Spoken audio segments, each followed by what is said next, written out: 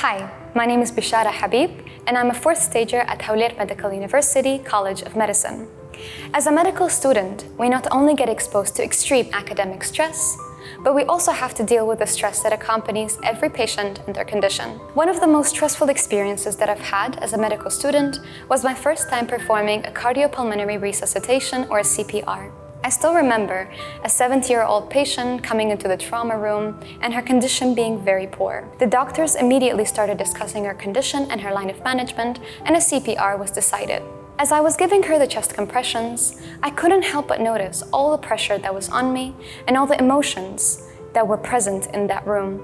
From her children crying and screaming by the door, to the grief that was evident on the faces of the medical staff in the room. And as for me, I was terrified. It was my first time having a patient that was struggling to live, and that patient being literally under my hands. Out of all of the emotions, it's important to always choose courage and bravery. And that is what I did. I chose courage, I went on, and I gave my best. From this experience, I took two important points. First, when you face a stressful condition, always try to break it down.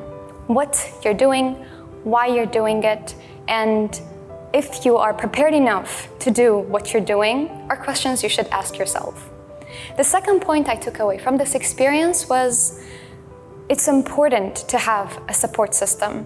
After that night in the trauma room, I went back to my family and my friends.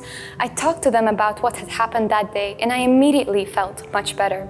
I felt as though a burden was relieved from my shoulders. Every single day, we face stressful conditions. And it's important to acknowledge these feelings, but never let it destroy you in any way, or affect your mental health in any way.